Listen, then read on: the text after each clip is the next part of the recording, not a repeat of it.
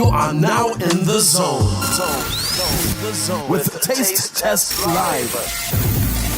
Hosted by Damien Lamar and Blue Francois.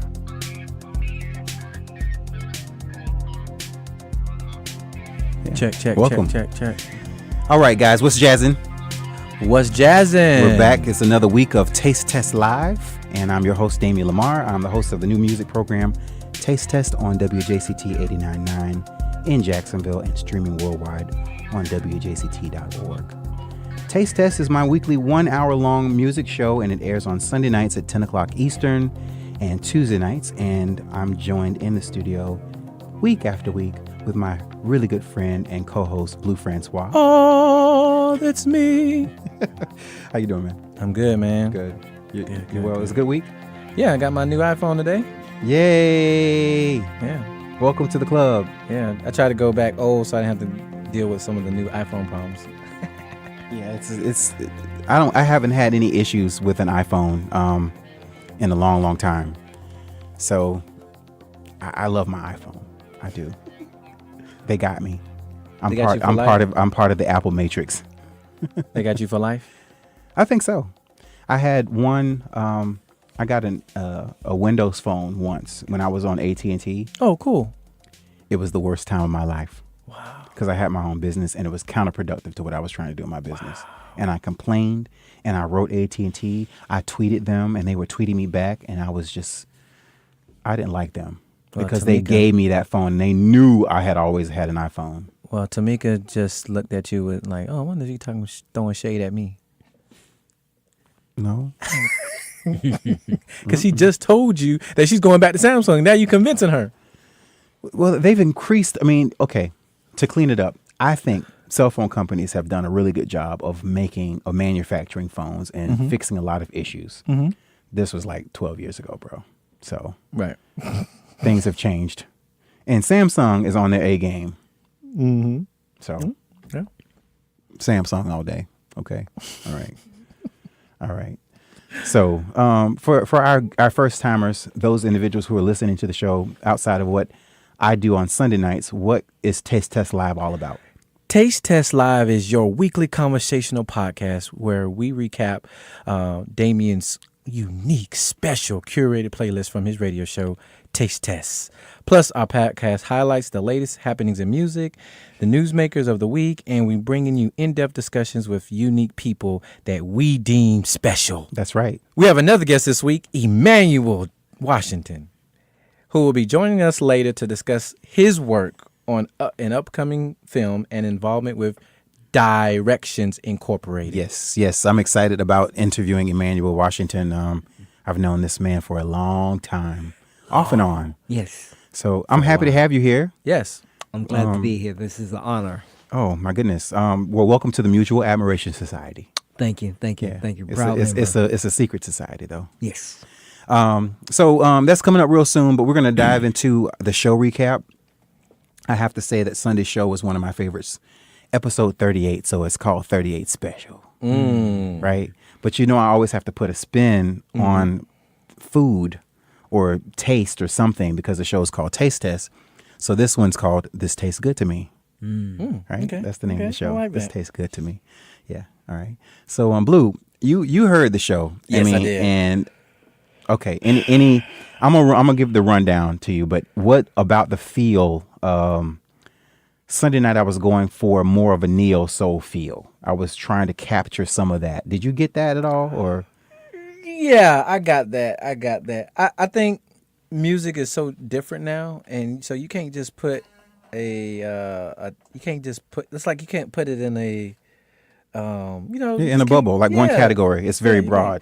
My new girlfriend, she's on to that, Cat Cautious Clay. So I heard about him maybe a month ago, and so I've been listening to him, and so when you played it, I was like, Chelsea's playing it. Yeah. So I was just like, oh, so spread. So like all the music you play, I'm familiar with. I like how you threw in the guest song from last week. Yeah, our last week's guest, Jay what, Ham. what, I'm not gonna lie, I didn't hear anything of their music, but when I heard that, and I went to go look at the list, I kind of said, oh, was Jay? You know what I'm saying? So when I'm Yeah. listening, and I didn't catch because I didn't listen in the whole thing, like every, so when you played it, I was like, oh, that's nice. Yeah. So when I went back and looked at the whole list, I was like, oh. I do my best to That try was to impressive. strategically fit Yeah, people where that they was- belong in the set list. Yeah, that was impressive. So I like that. So yeah. I do the side A Side and A, side yeah. B. So side A is what I play before the break, and then side B is what I play after the break.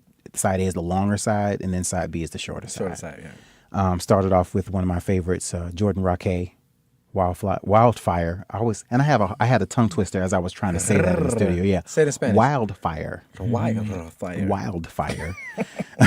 Also, Jessie J, man, I had to play her again. It's my favorite song, I Believe in Love, She and got that's from her She got it. ROSE EP, the Empowerment EP, She got it. and that song is, if you haven't heard it, do yourself a favor and like go download it now. It's like super important. And then I did something different this year. With this set, I did something called a perfect pairing. Like you would normally pair cheese and wine or two different wines. And I paired the same artist with two different songs. And of course, I said on the radio, I always have an opportunity to slide Erykah Badu in every time I already can know, because yeah. I love her I so expect much. it. I love I Badu. I expect can't her to be help on it. there. I love her. Yeah. So I played a remix of Other Side of the Game from the Baduism album, but I found something, and I'm surprised that I should have a late pass because I didn't think I was going to have. Right. I didn't think I was going to find it. I'm surprised I didn't hear about it, I should say. This album called Baduology, an ode to Erykah Badu, and it's a remixes. It's the Teresa, I believe, is the label, but the producer is Brent Sinatra, and he remixed Other Side of the Game. Yeah, I it's saw that, yeah. such a dope remix. But it's all of her music remixed. So it's her original vocals, everything that you originally heard on the original songs, but they're remixed. And then I played Turn Me Away, Get Money, which is that, a nod to, I believe that's Minnie Riperton. Can't turn me away. All right. Yeah, I played that song from her New America Part 2 album. And then, of course, J Ham featuring Lydia, we played We Are Power. And because of Blue Francois, I was introduced. Most people don't introduce music to me. It just usually finds me. Say Nabusi. Oh, my goodness gracious. I Owe You Nothing. That song is so powerful, man. That's such a song. She is killing it. When I discovered her, I heard this bravado that you don't hear a lot, and the fact that she is of Danish, Swedish. Yeah, she's from Sweden. Yeah, I'm like, I played it at my job during our exercise moment, and all of the sisters were coming up to me and asking me like, who is that? Yeah. Because of course they're still getting their music from the radio. Right. But they're not getting their music from Taste Test, see? Right. That's a different kind of radio. Yeah, so true. I mean, the video, the way it's shot,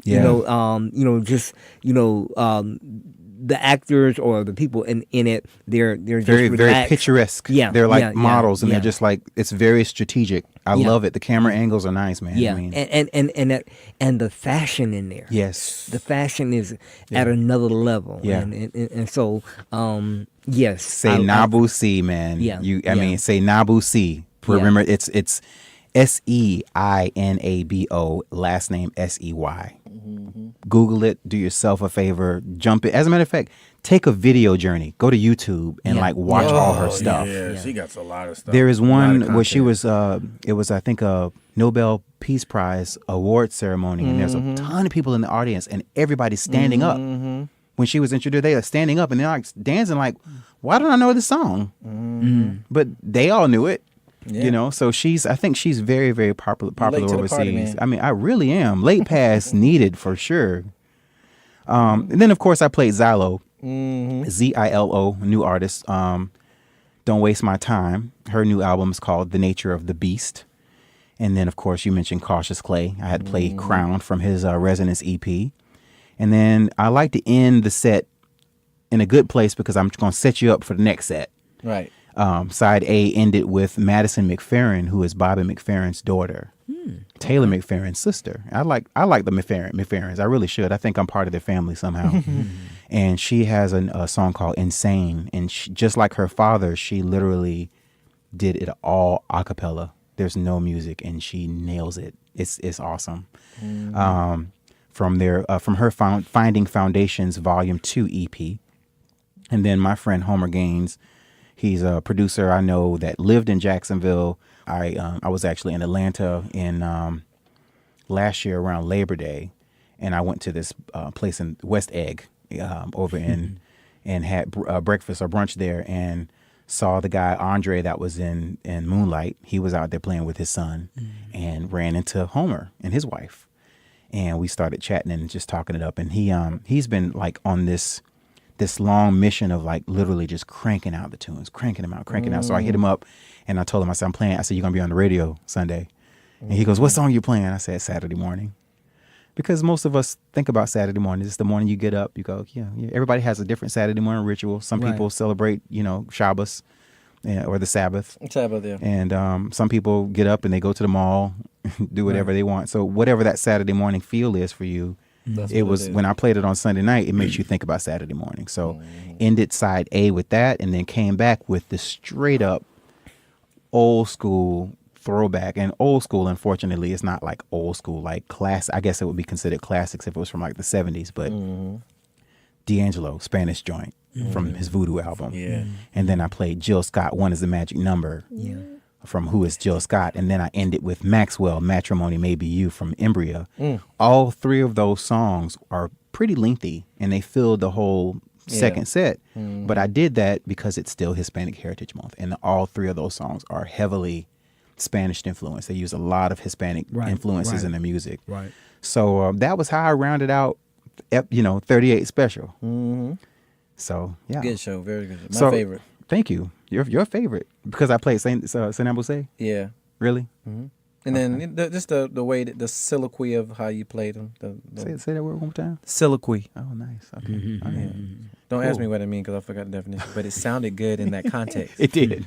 The soliloquy of the song. What if I told you it was pronounced soliloquy?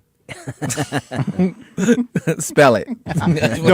Don't ask me to do that. Exactly. So our next segment, we thanks to our guest last week, we had a lot of fun, and I kept making this reference about taste testing, and I like making sexual innuendos without being sexual. Okay. That's why I said, put it in your mouth. Put it in your mouth. Yes, Black erotica. Right. Oh yeah, that's right. Yeah. So that's our new segment. So instead of us saying, "Oh, we got the news coming up," we are going to say, "Put this in your mouth." Put it in your mouth. Oh man. So Blue, I wasn't expecting to sing it. Of course. Yes. So give us the rundown on what happened this week. There's a lot of stuff that we got to taste. Tyrese Gibson and his wife Samantha welcomes a baby girl. I forgot that he was married, so I was actually shocked. I was like, "Oh, me too." He was married. Yeah. Because he had the singer and their wife Samantha recently had a child together, and is the news is taking and then I think he wrote on Instagram, "Father God, we love you for delivering on your promise. Princess Soraya Lee Gibson is here. 8 pounds 6 ounces. Lives just changed forever." Because I think it was a rumor that she couldn't. I think it was a health issue between. I don't know if it was him or her. So I think they was very shocked that it happened. But to be totally honest, I think there was some kind of in vitro thing going on. Oh wow! I think. Okay. Because I remember he was very stressed out because I know they were trying to have a child, and so I don't know. I think they had. When you got money, you could do stuff like that. So yeah, you get the best doctors and the best healthcare available. That's what I personally think. But I know that they was having some health issues, and they've been trying to have a baby. So when they had a baby, and he wrote that out, it kind of made me say, oh, maybe they had, went ahead and just say, hey, whatever it takes to have a child here. So. Anyway, congrats to Samantha Tyrese. and Tyrese Gibson. New releases. Yeah. John Legend. Oh my God. Yeah. finally announces. You know what's so funny? I thought he did Christmas song, but this is his first Christmas album. Actually going to be produced by Raphael Sadiq, and wow. And I think they're going to be going on tour with this album, right? Mm-hmm. They are. Yeah. And the album will be out by October 26th. Can't wait. Yeah, well, that's going to be. Can't wait. October's filled with like new music. Yeah. Who else is coming up with it? Marsha Ambrosio has a new album. Yeah. Nyla, which is named after her and her husband's firstborn child. Mm-hmm. Wow. Nyla. That's unique. I thought when I read it, it was capital NYLA, so I thought it was like New York, LA. And I was like, what? And I had to read like real carefully. You had to read it up. Yeah, it made me read. I can't just read the headline. Mario. Yeah. Old school Mario. Talking about the Mario, braid your hair. Yep, braid your hair Mario. He's dancing. Well, the name of his album is called Dancing Shadows. Oh. And that comes out by the time this is aired, it will come out in 2 days. So it's coming out Friday. I'm gonna tell you a funny October story. 5th. A little segue. Yeah. When I first heard about Mario, he had that little single. Then he lost his voice. Y'all knew about? You knew his I life? didn't know about that. No. He had lost his voice for it. That's why he disappeared. Atazio from Jacksonville was working for him because he wrote Kryptonite for Mario. Okay. And so I felt like when Tazio and him got disconnected, I think it was hard for him to kind of come out by himself because Tazio to me was helping him, write music and sing stuff like that. So, and I told Tazio, you need to tell his story. But anyway, Mario's come back out with an album called Dancing Shadows, October 5th. Yep. So look out for that. And then also my favorite, Ella May. Boo It Up, Ella May. Which is going to be self-titled. Hey, what if she named her album Ella May, Boo It Up, my new album. Anyway, she also, I haven't seen it, but I've seen somebody talking about it. She revealed the cover art. Yes. What does it look like? Well, is it like a drawing? No, the front of it is a picture of her, like real It's chill, a drawing laid back. or is it a real picture? It's a real picture. Oh, okay, it's a yeah. Good, I heard somebody good photograph. It's not Blue Francois photography. It's like a picture, it's like an abstract picture where she's looking off. No, she's looking directly at people, but on the back she's also looking directly at you. But her titles are like faded out, like they're washed out. You can't see what the song titles are. Oh, wow. So there's some mystery behind her. Yeah, vocally, her I wouldn't mind. Now I'll buy her album because I feel like she is. She represent what R&B is to me. You know what I'm saying? Yeah, like she's not too far right. She just like she does her own thing. So I really respect. And that she was discovered on Instagram. She was just singing on Instagram, and that was the cool part about it. She I really have a lot of respect for her. So it could happen. Yeah. In this day and age, you just never know. I mean, Toni Braxton was discovered at the pump. She was pumping gas and singing. Yeah. Mm-hmm. Yeah. So. Mac Miller celebration, October 31st. A bunch of celebrities are getting together to raise some money. Called the Mac Miller Circle Fund. What are they raising money for, though? I guess suicide awareness and depression prevention. Who they giving the money to? Because he didn't need the money. No, that I don't know. He had so many hits. Yeah, if you guys. Oh, maybe they're raising money to give to suicide awareness across the nation. Right. I'm sure they're going to pick a cause, but this is to highlight suicide awareness, drug and alcohol abuse. I would like to be on the finance committee of that. The people out there, if you're listening, whoever's putting together Mac Miller, reach out to me because I just don't know where this money's going. Yeah, but it's a pretty decent lineup of artists that are going to be there from Schoolboy Q, SZA, Thunder. Oh, I like Thundercat. Have you heard of Thundercat? Oh my God, yes. Yeah, I like Thundercat. Ty Dolla $ign, Vince Staples, John Mayer, Anderson .Paak. Oh, whoa. Chance the Rapper. Oh. Yep. Dylan Earl Sweatsuit. Yeah. You know what? Earl Sweatsuit and I know. Yeah, I heard about him. He did some stuff with the guy you just mentioned. What's his name? Tyler the Creator. Yeah, I love him. Yeah. Chance the Rapper, Dylan Reynolds. Said Domo Genesis. I'm not sure who these guys are, but I got to go do my research. Yeah, we got to do the research. Yeah. Yeah, so that's gonna be but you can go get tickets if you anybody's interested. tmmcf.org if you're interested in going to the Mac Miller celebration of life. Yeah, excited about that. Now that we put everything in our mouth and we tasted some news, I really want to get to the discussion of our guest. Yeah. Why Emanuel Washington is here. So I'm super excited. We're gonna take a quick break. I'm gonna play a quick snippet of my latest single, Limits. Limits. All right. So here's Limits. and then we'll come back and we'll be listening to Emanuel Washington. Okay, cool.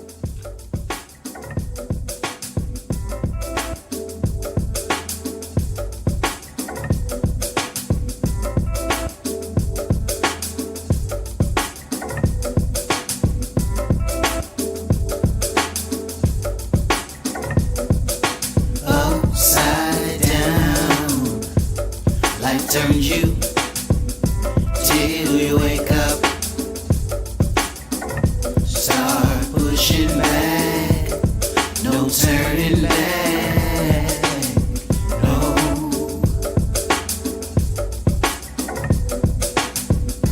No matter what they say, gotta keep trying, keep on moving. No matter what they say, gotta keep moving, keep on living, gotta keep grooving, don't stop, baby, baby, don't stop, pushing the limits, don't stop, don't stop, one more time. Don't stop, baby. Don't stop pushing the limits. Don't stop. So welcome back. I hope you guys enjoyed Limits. Yeah, that was amazing. Thank you. Yeah, you should drop that single worldwide. I'm scared. I don't understand why. I'm scared. That was an awesome song. I'm really scared. I have a whole EP. It's like 5 songs and it's ready to go. Yeah. But I'm scared. Yeah. So I'm one of these artists that sit on things. But anyway, enough about me. Please go ahead and introduce our next guest. Yes, I would like to formally introduce Emanuel Washington. And before I read his bio, I want to give you a little side story, some background information. The platform I've created with poetry and music, this is going to be my first time, again, letting Emanuel know, but they inspired me to do something when I was younger, to do something that was like mind-blowing for me, and that was to just create something for other people to enjoy themselves and come.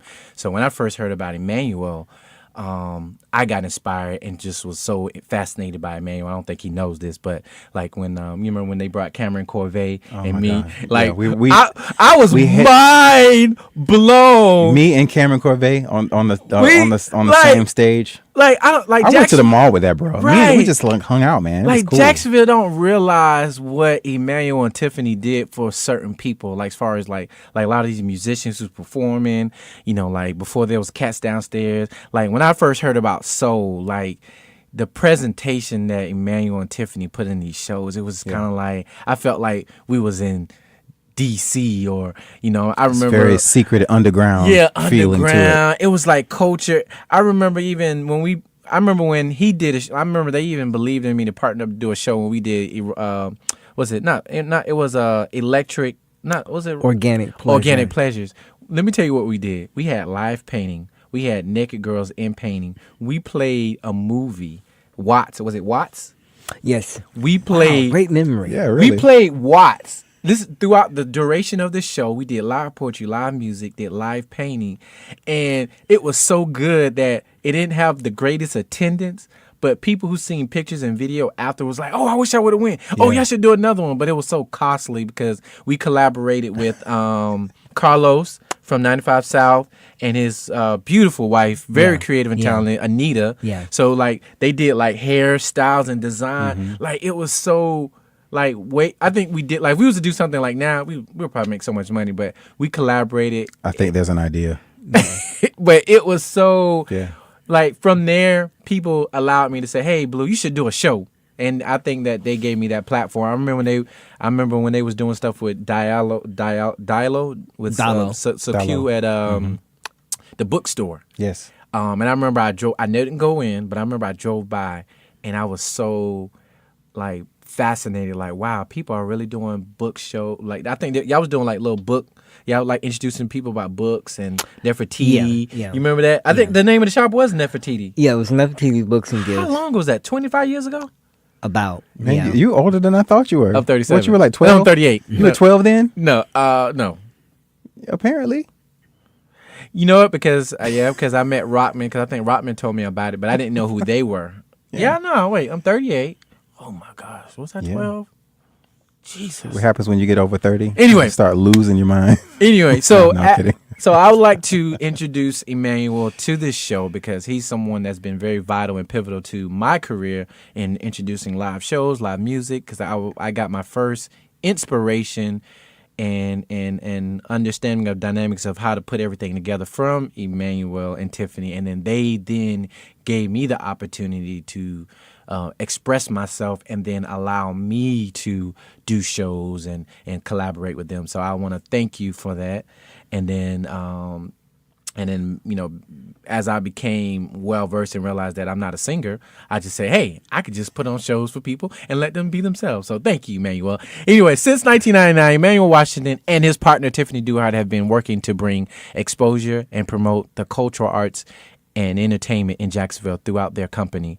Nokturnal Escape, LLC, for Emanuel, it really began when he noticed that there was a missing audience at events that were of artistic value. The desire to spread the word became his mission, and with this came the creation of Jacksonville's biggest and longest running spoken word and live music event, Soul Release. Man, Yes. Oh my amazing. God. It was wonderful.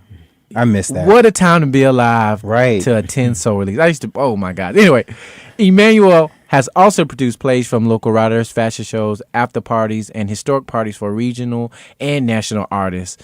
Man, I don't even want, I mean, y'all brought Kevin Sandbloom, y'all brought Anthony. Put Leon Timbo on the game before Leon Timbo even had a record. Anthony David, Grammy Award winning Anthony David, Jaguar Wright. Oh my God. Guapole. Oh my God, I missed that.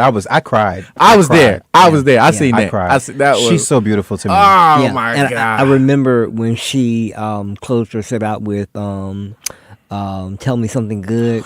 And Did she do Closer? Yeah, of course she did Just how Closer. everybody came together, and that was the vision that we saw, you know, back in 1999. It came to fruition then, and so just really, really grateful for that. Awesome. Soul Release. And as Nokturnal Escape grew, they began to provide marketing service to companies like Florida Black Expo, the St. Augustine Amphitheater, the Ritz, Tom Jr. Yeah, Tom Jr., the Jacksonville, the Florida Theater, State College of Jacksonville, Broadway production. Let me start over.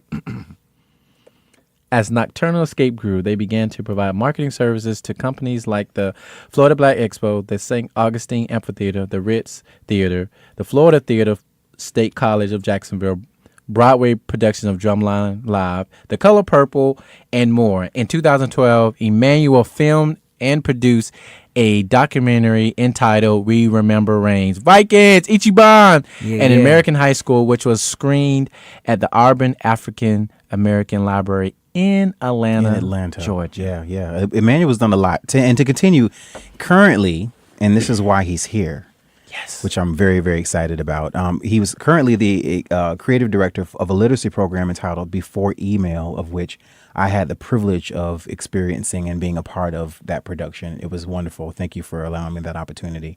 Thank you for picking up the phone. Hey, yeah. Before Email, it's a reader theater production. And after creating Before Email, the program was presented during the second year of One Spark's crowdfunding event. One Spark is the first crowdfunding festival that's indigenous to Jacksonville, and you guys had the privilege of being there. It was also highlighted in Arbus article on Arbus magazine in Jacksonville entitled 20 Set to Shine. As a result, the program was picked up by Jacksonville's public library and featured live performances in various library branches. Emanuel Washington is currently working on his next film and is also proud to be joining the board of Directions, Direcection, Directions, Inc. And he discovered that he met Lutricia Gibbs Talbert. Am I pronouncing that right? Lutricia. Mm-hmm. She's the director, and they met in an early session of Soul Release Poetry. And it is with great honor that he's joining to support her and inspiring her work with Directions Inc. So, Emanuel, pardon us for the long introduction. Trying to add to it. Yeah, but again, thank you. And then for me, even though Blue expressed, for me, you provided me as an artist, an independent artist, a platform to be able to express myself. Yes. I was so I just wanted to sing. I just wanted a platform to be able to get in front of an audience and literally test out. Release your soul. I used that soul release to test new material out on hard audiences. You did. And I would do songs that I would never do and some stuff that I never released. As a matter of fact, I have a song that is on this EP that I created in front of the audience right then. And I still have that. So years and years ago.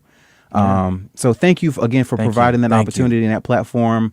I'm sure other people I know. Yeah. Hallelujah. Blue is literally sitting here with his hands raised up, praising the Lord. Hallelujah.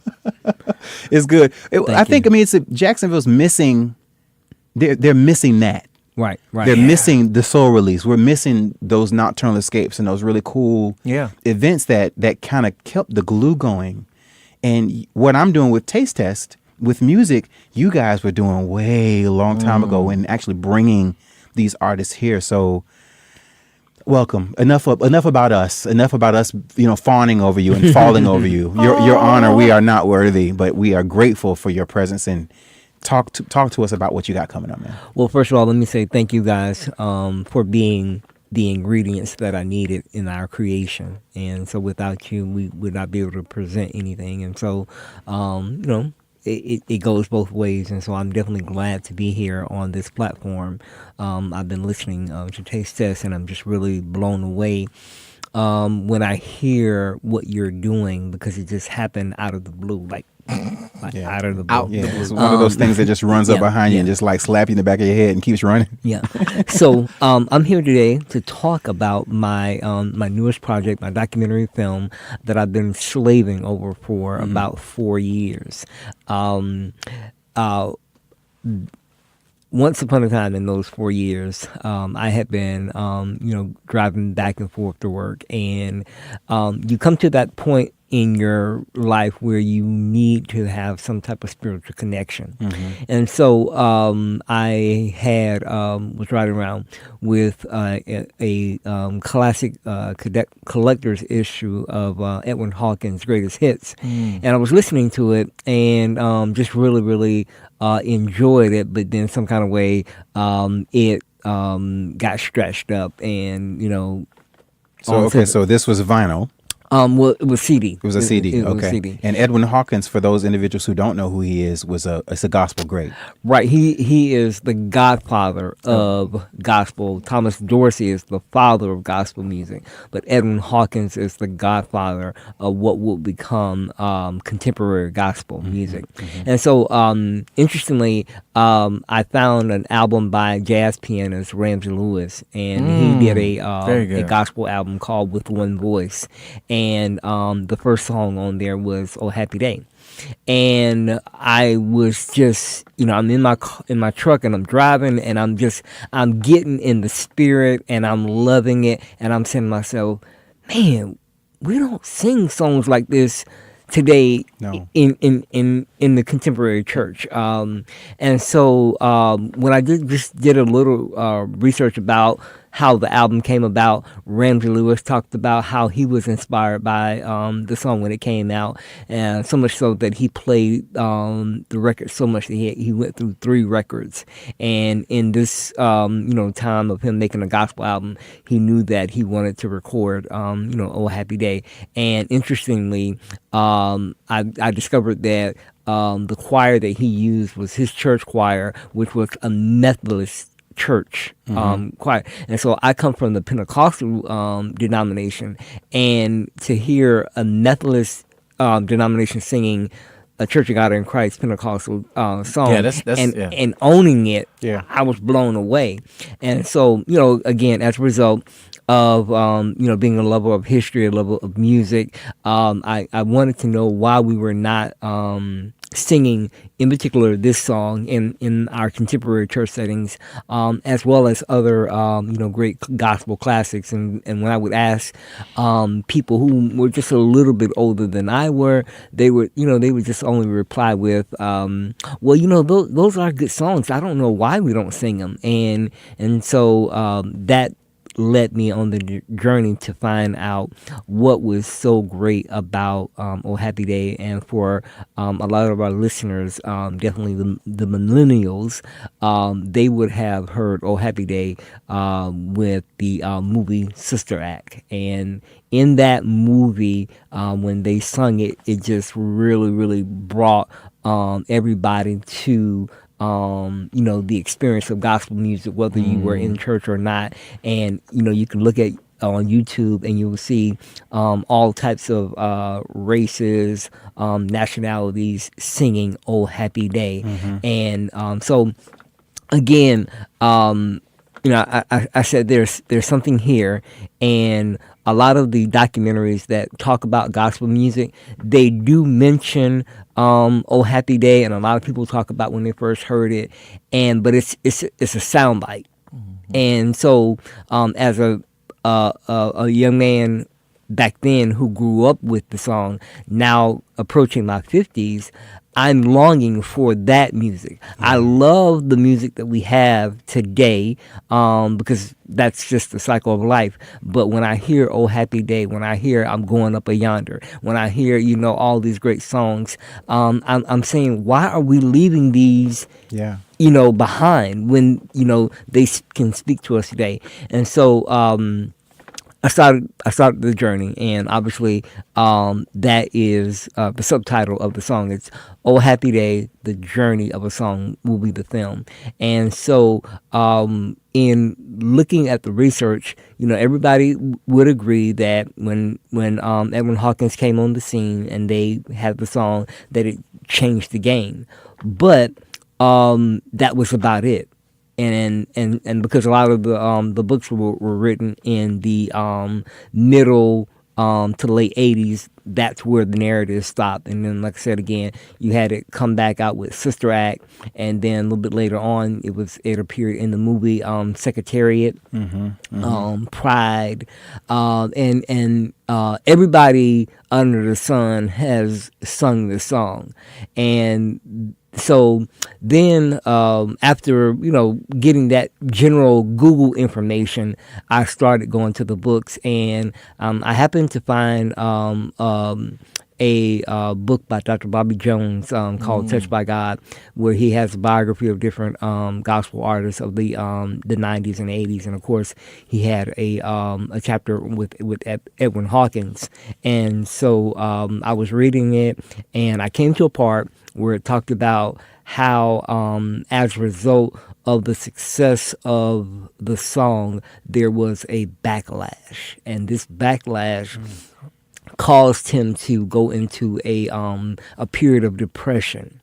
And, of course, as a contemporary man, I didn't understand. What do you mean backlash? This is Oh Happy Day. But at the time that it came out, nothing like that had ever been heard. Right. And so I then began to maybe get the clue that there was a reason why the song wasn't sung as much in our worship service. And so as I began to, again, go and do the research again, it was said that one of the reasons that the song got backlash was that it sounded secular. And so within all of our history of African Americans, there is this conflict that we have. Dr. Du Bois talked about, this black body, one being American and one being a Negro, and there was this conflict. Right. And so, I was saying, how could this not be understood? So, not wanting to go back, but I had to go back to slavery.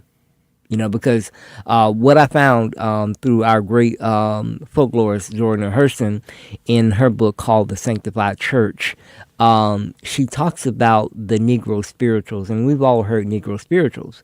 But she's saying, when she is writing this book, I believe in the 30s, she's saying that what you are hearing as Negro Spirituals are in fact not Negro Spirituals. Wow. They are dressed up European style song. And so she said the spirituals that we have today are not the spirituals that the slaves would have sung. And so, of course, I'm like, okay, wow. Like, I thought when you hear Go Down Moses, I thought that was how they were. But she's saying, no, that's not how they were. They were refined as, through the process of African Americans, going to colleges and all that good stuff like that. And in fact, we have the Fisk University, the Fisk Jubilee Singers. They go out on a world tour to help raise money for the college, and they're singing all of these great operatic songs, but they're not really getting the feedback. Audiences are like, oh, well, that's you black people imitating Europeans. And so the chorus director, he decided to take some of the old spirituals and, of course, redress them up. And by doing that, they begin to become, the rave of the world, and the money started coming in. So interestingly, it was when we begin to go back to ourselves that we begin to get acknowledged. But when we were acting out other than ourselves, it was, not appreciated. And so what I began to see in my research was that in America, we had this war with trying to be acceptable in America. And of course, after the Civil War and slavery was over, as African Americans, we wanted to release ourselves of all things that reminded us of, so-called backwardness and hedonistic forms of expression. And so within that, period, we begin to, discard all these things. And so what I had found was that even though we discarded those things, the tradition was still being held and kept here in the South. And then as a result of the Great Migration, Southerners moving up to New York, this is when you would see Thomas Dorsey. And in fact, Thomas Dorsey was a former blues musician, and he brings his Those blues the foundation of blues and the elements. And puts that into gospel. Huh. So what I begin to find out is that we've been rebelling against the very thing that makes gospel music be gospel music, right, and that is the blues. And so ultimately, we are continually in this war of the sacred versus the secular. And another point that I found was that ever since that we got out the boat in 1619, the song "Oh Happy Day" was coming. It was coming to us. And so it appears in the midst of the late 1960s, where earlier in that decade, we have John F. Kennedy, we have, America, slowly moving to, give African Americans their rights, women's, other marginalized people, and we have all this great music that is coming out of the 60s. Motown, the Beatles and James Brown, Aretha Franklin, Otis Redding. All these people were doing all these great things, but there's no real mention of gospel or spiritual music. But interestingly, young America begins to turn away from traditional spirituality and go towards more Eastern, philosophies and all that good stuff like that. And so in America, there was just like this whole thing that, God is dead. And so one of the footage that I saw of Edwin Hawkins being interviewed, he says that he created the song and the album, which I was able to find in a thrift store which was "Let Us Go into the Father's house, into the Lord's house," and he created this song taking from a 17th century hymn by Phyllis Doddridge. And so, of course, again, that is the story of Africans living in America. We're taking from what we have here, and we're transforming it. And so the original song, before it became "Oh Happy Day," it was "Oh Happy Day, the choice that fixed my soul." And so that was another aha moment. But anyway, "Oh Happy Day" comes to us, and if you really listen to it, it sounds like it has all of black music. It has jazz, it has blues, it has a little bossa nova, because I found out that Edwin was he was really influenced by Sergio Mendes. Wow. And so even the lead vocalist at the time, Dorothy Morrison, church girl, but still a lover of James Brown. And she said, I had to do something. And so she put that "Good God, it was a happy day." And so that blues, that soul, it came through into the gospel. It's in there. And so the documentary is about looking at how the song developed through the process of us, trying to navigate in America, getting our respectability, and how that the song comes to us at a time where with the assassination of John F. Kennedy, his brother, Dr. King, Malcolm X, the war in Vietnam, just all these things, this song comes and it gives people across the board hope. And so one of persons that I've interviewed for the documentary, he said, "Oh Happy Day" represents the commonality of joy, because we as human beings, we all want joy. And that song, when you hear it, and I've seen comments on YouTube where people who are saying, "Look, I'm an atheist, but I love this song," And so I think that in this time, we need to tap back into things that give us hope, and I think that this song, "Oh Happy Day," is that song. And actually next year will be its 50th anniversary of when it became national. It was recorded in 1967. They got a record deal in 1968, but it was played and broadcast out to the world in 1969.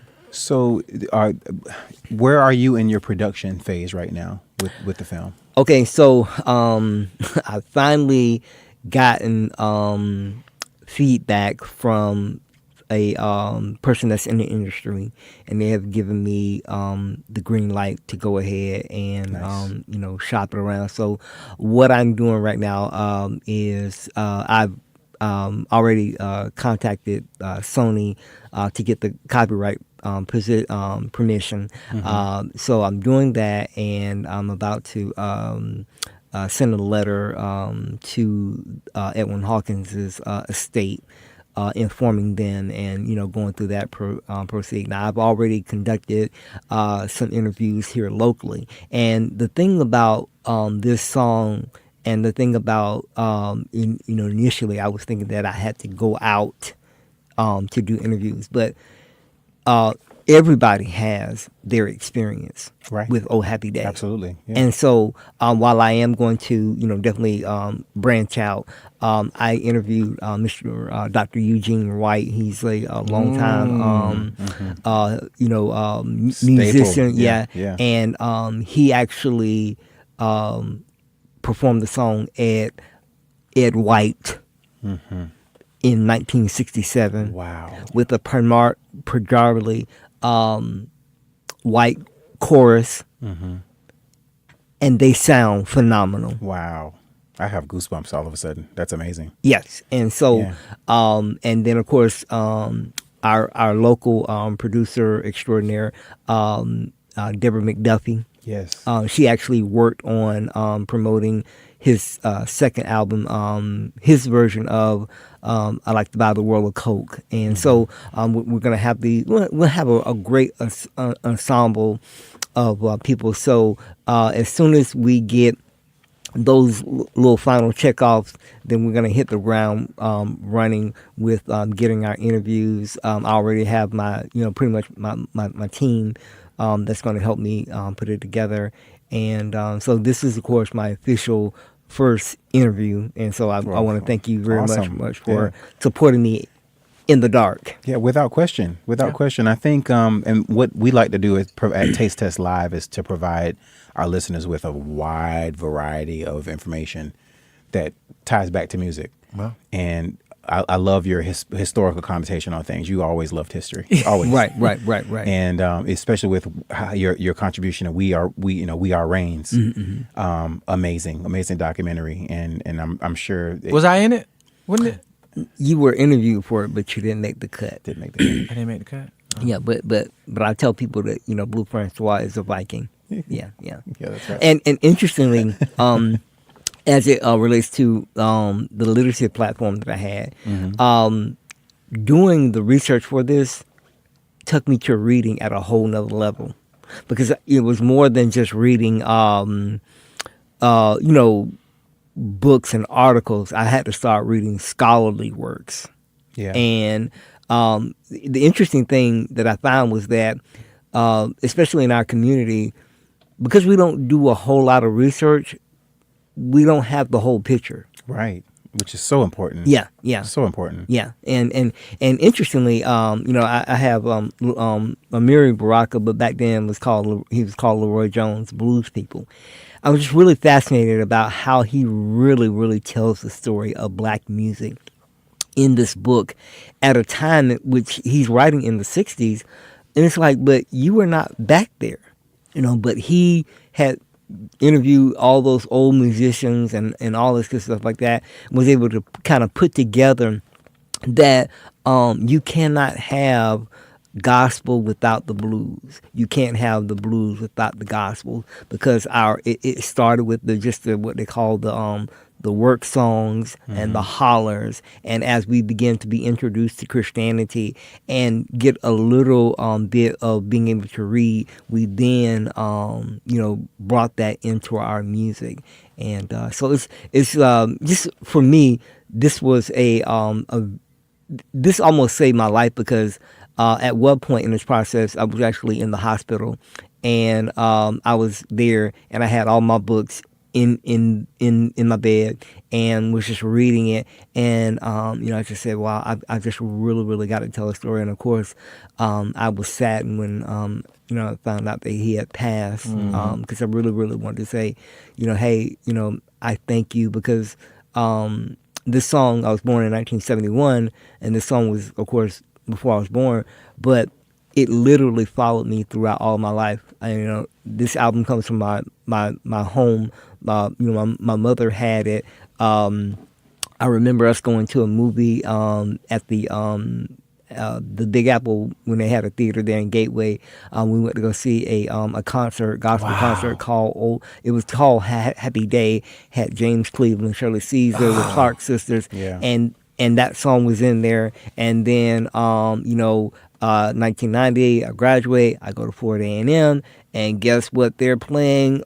In the band, "Oh Happy Day," right. and so the song literally has followed me all my life, and it has just always been a source of inspiration, and I want to share this inspiration with the world and encourage people to not give up on our classic music, because it's so good. Yeah, I totally agree. It's amazing. Agree.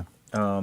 If I'm not mistaken, and you can correct me if I'm wrong, I think "Oh Happy Day" was actually the first song to win a Grammy for best performance, because back that time they couldn't actually formally give it a Grammy for the actual song, so he got a Grammy for his performance in 1970. Right. It was also the first $1 million. It sold 1 million copies, and we're talking about over Mahalia Jackson. I mean, this guy Edwin, and interestingly, it comes out of the West Coast. This is not the center of gospel music. Absolutely right. But that's how it happens. And I also hit number 1 in France, Germany, the Netherlands. I think it made it to the number 4 chart here. Yeah. And I remember when they first featured the song, it wasn't in the gospel community, it was a backlash, but it was a community song, like kind of like when Tevin Campbell, We Are the World. Yeah. In New York, it was a community song, so of course it didn't have that gospel feel. So people did look at it as a secular song, and so when Lauryn Hill kind of resurrected it again in my day and time, when she sung it, it kind of kind of jolted the music again. Put it back in gospel rotations, and they started playing it again after that. And so by you doing the research, I do remember at churches I would attend, we would try to sing it, trying to learn it, but there was an issue of singing it the way they did it, because it's like, it's not, make it more churchy. So I do remember them trying to change it where it went with because they made it a hymn, and I think people kind of was like, it's not really a hymn, because they classified that song as a hymn, and I remember it was just like, it's not really a hymn, it's not like the traditional. You know what I'm saying? So yeah, so that do make sense. I do remember that, because I remember they didn't want to put that. They didn't want to print, because I think that was a controversy. They didn't want to print the actual song in the common books of hymnals, because it was like, okay, the structure wasn't repetitive. And the thing about it is that we understand that, but there was another generation coming, and they were going to need a body of work. And Oh Happy Day is that next generation, as we have with the Kurt Franklins, we have with the Lawrence. You might need to play that. Yeah, please play it. Which version? The Sister Act version, or no. Yeah, but the original version. But okay, you can do that. But really, I love the version by 2 versions. Morrison. One with Aretha Franklin and Mavis Staple. Whoa. Now on that one, it's like they were like, okay, baby. You did a good job. Y'all did. It was a competition. Now let Mama hold it. But then there's also another one by Brooke Benson. Brooke Benson, yeah. 1971, the year I was born. Yeah. Mm-hmm. And he brings that R&B flavor to it. But interestingly, in his biography, Brooke always talked about he was going to put gospel in his music. And so interestingly, with that, the last person to record Oh Happy Day is none other than Queen Latifah, 2009. So if Queen Latifah hears this, I'm going to be calling you, because I really would like Queen Latifah, check in. In this film, and also your production company. That would be a great thing. And so anytime you have, and let me just drop this nugget. Sister Rosetta Thorpe, back in the 50s, she had a song called Bring Back Those Old Happy Days. So it's been a reoccurring theme. And so when it came to us in 1968, it was just the full embodiment, of it. And so I just, like I said, I am just in love with the song, and I really wish that Edwin could have lived so that I could have presented. But he's with me. Absolutely, I feel like he is too. Yeah. I mean, this is I had no idea what type of what film you were working on, but I have to say, you're intrigued, right? I'm intrigued, and I love a good documentary. Good. And I grew up, and I mention this a lot when we talk about the podcast, on the show, that I my roots were very, very deep in the gospel. So I heard this song millions of times, and seen different versions of it, but I'm just blown away. I cannot wait to see it. Yeah. And to see how it unfolds. And so for our listeners, do us a favor and tell people how they can find you, so they can follow the progress. Okay. Are you blogging? Are you on social media? We're getting our social media game up now, as we speak. I have a new Facebook page. Emanuel is making a film. Washington. I like it. So I have that, and I definitely when I'll give you information so you can put it out there because we want people to chime in and give us their stories of when they first heard "Oh Happy Day" or how they use it. And like I said, interestingly, a friend of mine, she is an A&E, and her mother recently passed, and they sung that song at her funeral. And just last Sunday, she sent me a video of their choir singing the song, and the lady who led it had led the song back in 1978. Wow. And interestingly, like I said again, I'm like, the A&E, like, but if you know anything about A&E, they're about the tradition. Yeah. And so I might be changing my church. I don't know. And you know, church affiliation. What church did you go? What kind of church you grew up in? Well, I started out in a lot of the older people in my family went to St. Pius, so Catholic, and then my grandmother, she sort of abandoned Catholicism and then became a Baptist. Wow! And her children became really radical, very radical, and they start being Pentecostal in the Pentecostal church. So I was this kid that was going, it was Hail Mary and Hallelujah. The reason why I was bringing that up because you got to understand, like the AME, they're like a powerful. They like the Black Caucus, like they're really a powerful organization, and so by him doing that interview, like he said, they're the type of people, they don't like certain songs, like they have like a traditional way of doing things, from the way that they give out order of service, everything, music, like you can't sing certain songs, or there's certain things like they appoint the pastors for certain churches, and so like when you got like Church of God in Christ, you got it's so many versions of it, of Christianity. I hate to say it like that, but so by him delving deep into like such a history like that, it'll kind of like bring to light, like when we sung how can I say, Negro rituals back in the day, there was a question when it came into light. There's like, why are we singing about oppression? Like let's change the direction of music and make it more progressive. And I've heard conversations about it. I've heard I read documentaries about it. So by him doing it, it'll kind of put a broader overview of the pivotal of why Edwin Hawkins was different from most of the people that was writing gospel music, because he gave a happy, rejoiceful. It's a song that makes you feel amazing. Yeah.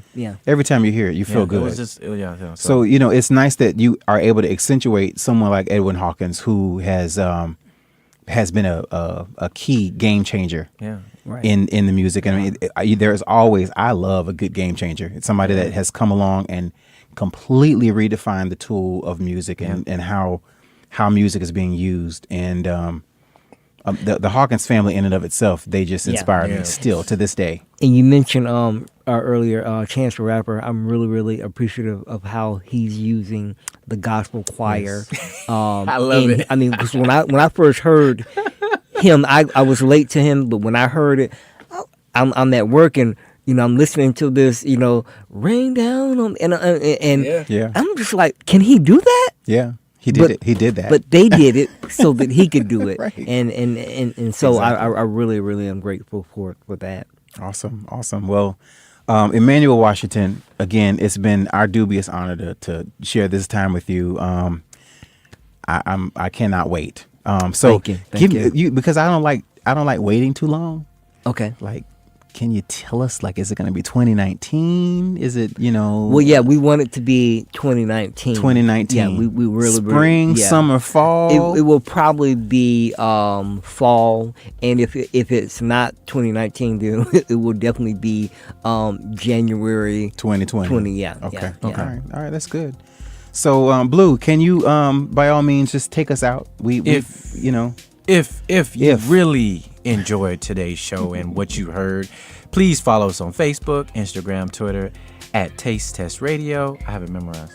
Oh, you do? I have it memorized. Okay. Please follow us at Taste Test Radio. Please visit tastetest.live to find all of our old episodes, because there's going to be some good stuff up there. Mm-hmm. And also, you can hear more by subscribing to our podcast, where we're on nearly every service out there. Apple Podcast, Stitcher, TuneIn, you name it. SoundCloud, Spotify, YouTube, we everywhere. Yes. You can find us everywhere. Yes. So just search, like Blue said, just search Taste Test Live and subscribe to our channel, and you'll get notified the moment we release an episode. The episodes are up on Wednesday morning at 11:30 a.m. Eastern. And for my friends out in California, it's 8:30, and they all are tuning in. And if you really like what you heard, please leave us a review on iTunes and make it 5 stars, because we like 5 stars and not 4. Yeah. That's our show. Thanks to our guest, Emanuel Washington. Really appreciate it. This show the podcast is produced, edited, and recorded courtesy of yours truly. And also special thanks to a new production assistant that we have, Autumn Lee. And also thanks to WJCT for always allowing us to use their studios to deliver this awesome podcast to you guys. One note about WJCT. This particular episode is sponsored by WJCT, and they're the leader in public broadcasting in Northeast Florida. Please consider supporting local radio and local television. WJCT is also a nonprofit organization, and in order to keep great music, shows, and awesome programming here at 89.9 FM, consider making a pledge or a donation. I will be. Awesome. More information can be found at www.wjct.org/radio. And again, this is Damien Lamar and my co-host, Blue Francois.